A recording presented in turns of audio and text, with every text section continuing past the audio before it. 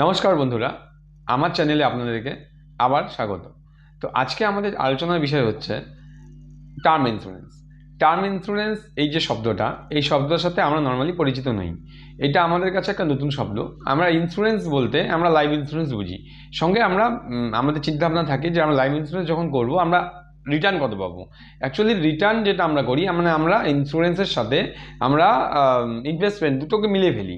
Actually investment আলাদা হয়, insurance আলাদা হয়, এবং এটা করা উচিত।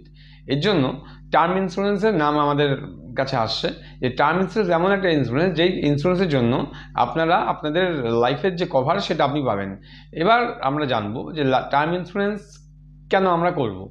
টার্ম ইন্স্যুরেন্স আজকের ডেটে মোস্ট পপুলার ইন্স্যুরেন্সের মধ্যে অন্যতম, আর এর সাথে জড়িত অনেক প্রশ্ন আছে।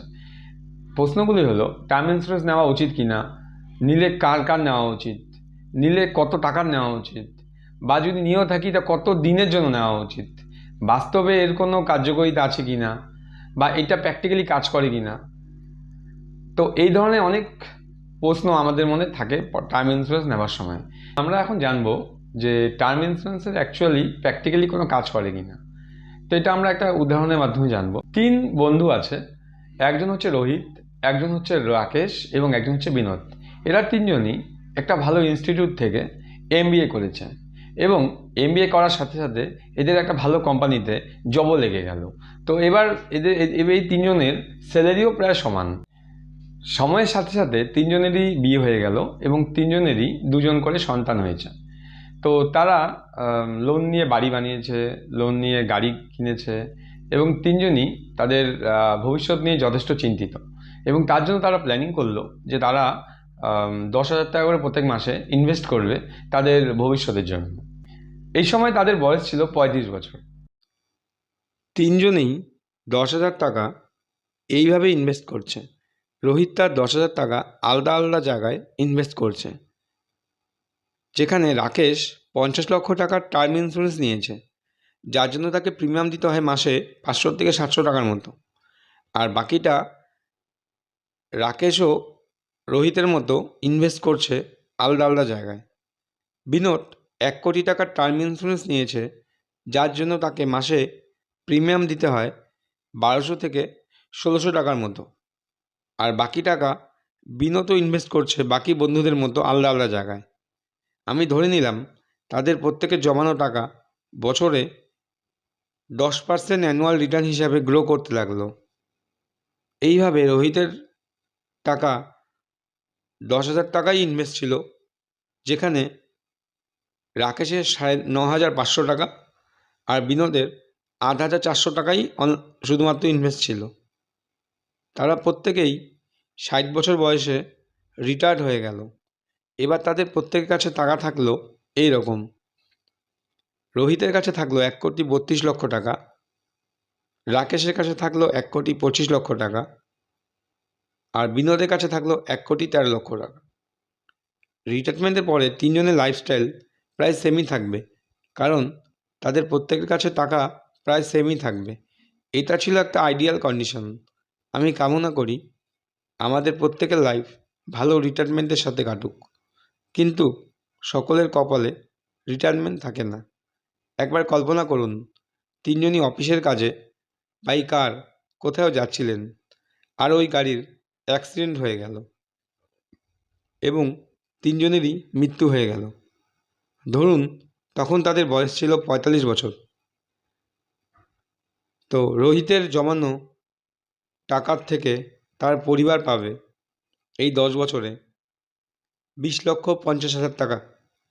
এই টাকা দিয়ে বাড়ির ইএমআই, ডেলি খরচ, ছেলেমেয়ের পড়াশোনা, এত সব কীভাবে চলবে? ইএমআই ঠিকঠাক জমা না পড়লে ব্যাংক ওই বাড়িতে তালা লাগিয়ে দেবে। রোহিত তো চলে গেল, কিন্তু পেছনে অনেক প্রশ্ন রেখে চলে গেল। রাকেশের পরিবার রাকেশের জমানো 19,50,000 টাকা এবং সাম অ্যাশোর্ড 50 লক্ষ টাকা পাবে। এতে তাদের বাড়ির লোন তো শোধ হয়ে যাবে, আর প্রত্যেক দিনের খরচ মোটামুটিভাবে চলে যাবে। কিন্তু ছেলেমেয়ের এডুকেশন কি প্রপারভাবে হবে? কি তাদের পরিবারের লাইফস্টাইল আগের মতো চলবে? রাকেশও তার পিছনে কিছু প্রশ্ন রেখে চলে গেল। এখন বলবো বিনোদের ব্যাপারে। বিনোদের পরিবার পাবে 17,68,000 টাকা এবং সাথে পাবে সামেশ্বরের 1 কোটি টাকা। তাদের পরিবার বাড়ির লোন শোধ করার পরেও এত টাকা থাকবে যে টাকার এমআইএস দিয়ে তাদের লাইফস্টাইল, তাদের পড়াশোনা, ছেলেমেয়ের বিয়ে কোনো কিছুতেই কোনো পার্থক্য পড়বে না। এটা ছিল সেরকম একটা অবস্থা, যে অবস্থাতে বিনোদের জীবিত অবস্থায় ছিল। কারো অনুপস্থিতি কোনোদিনই তো প্রবলেম সলভ করা যাবে না, কিন্তু টার্ম ইন্স্যুরেন্সের দ্বারা তার অবর্তমানে তার পরিবারে আসা ফাইন্যান্সিয়াল প্রবলেম, অর্থাৎ আর্থিক যে সমস্যা আসবে, সেই সমস্যা থেকে তার পরিবার তো অবশ্যই বেঁচে যাবে। বন্ধুরা, আমরা আমাদের অ্যাসেটগুলোকে তো ম্যানেজ করতে জানি, কিন্তু আমাদের লাইবিলিটিসগুলোকে ম্যানেজ করতে জানি না। যেখানে আমাদের লাইবিলিটিসগুলোকে সবার আগে ম্যানেজ করা উচিত। আমাদের লাইবিলিটিস কি? লাইবিলিটিস হলো প্রতিদিনের খরচ, ছেলেমেয়ের পড়াশোনা, ছেলেমেয়ের বিয়ের জন্য টাকা জমানো, বাড়ির লোন, এগুলো থাকে আমাদের লাইবিলিটিস, কিন্তু এগুলোকে কিন্তু আমরা ম্যানেজ করতে জানি না। টার্ম ইন্স্যুরেন্সের প্রিমিয়াম খুবই কম হয়। এই ইন্স্যুরেন্সের দ্বারা আপনি আপনার লাইবিলিটিসগুলোকে আপনি থাকাকালীন এবং আপনার অবর্তমানে আপনি ম্যানেজ করতে পারবেন। টার্ম ইন্স্যুরেন্স নেওয়ার সময় আপনাকে দেখতে হবে যে আপনার অবর্তমানে আপনার পরিবারকে যদি কোনো রকম ফাইন্যান্সিয়াল প্রবলেম ফেস করতে না হয়। আপনি আপনার পেছনে আপনার অবর্তমানে আপনার পরিবারের জন্য কী রেখে যেতে চান? কোনো ফিনান্সিয়াল ব্যাকআপ নাকি অনেক প্রশ্ন? এটা একমাত্র নির্ভর করবে আপনার উপরে। আপনার যদি প্রচুর টাকা থাকে তাহলে আপনার কোনো সমস্যা নেই, আপনার কোনো চিন্তা নেই। কিন্তু যদি আপনি আমাদের মতন বা আমার মতন কোনো মিডিল ক্লাস পরিবার থেকে বিলং করে থাকেন, তাহলে অবশ্যই আপনাকে একটা টার্ম ইন্স্যুরেন্স বা টার্ম প্ল্যান নেওয়া উচিত। আর যদি নিয়ে থাকেন তো খুব ভালো কথা। আর যদি আপনি নিয়েছেন অলরেডি, তাহলে আপনি অন্যদেরকেও বলুন বা আপনার বন্ধুবান্ধব বা আপনার আত্মীয়দেরকেও বলুন যে টার্ম ইন্স্যুরেন্স বা টার্ম প্ল্যান নিতে। এই ভিডিওটা আপনি সবার মধ্যে শেয়ার করে দিন, যাতে তারাও টার্ম ইন্স্যুরেন্স নেওয়ার জন্য আগ্রহী হয়, উৎসাহিত হয় এবং তাদের পরিবারের জন্য একটা ব্যাকআপ অল টাইম রাখতে পারে। আমি অনুরোধ করছি সমস্ত মহিলাদেরকে, যাতে তারা তাদের হাজব্যান্ডের সাথে টার্ম ইন্স্যুরেন্সের ব্যাপারে কথা বলে, অন্তত নিজের জন্য না হোক, নিজের ছেলেমেয়েদের কথা ভেবে। নিজের দায়িত্ব বোঝেন এবং অপরকেও নিজের দায়িত্ব বোঝান। আমি সেই সব হাজব্যান্ডদেরকে বলছি, আপনারা যদি কোনো পলিসি নিয়ে থাকেন তাহলে অবশ্যই আপনাদের ওয়াইফকে সেই পলিসির ব্যাপারে জানান। তার কারণ হচ্ছে এরকম অনেক ঘটনা আমাদের সামনে আসছে যে হাজব্যান্ড মারা যাওয়ার পরে, বাড়ির কর্তা মারা যাওয়ার পরে বা তার অনুপস্থিতিতে তার ওয়াইফ বা তার বাড়ির লোকজন জানতেই পারে না তার নামে কোনো পলিসি নেওয়া ছিল কি ছিল না। তো অবশ্যই আপনি বা আপনারা আপনার ওয়াইফের বা আপনার পরিবারের ফ্যামিলি মেম্বারের সাথে কথা বলুন, যাতে আমার একটা পলিসি নেওয়া আছে, এবং দুজনে যুক্তি পরামর্শ করে সেই পলিসিগুলো নিন।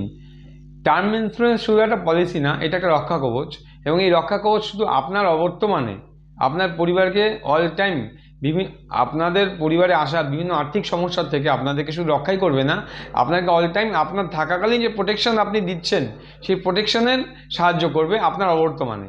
আজকের ভিডিওটা এই পর্যন্তই।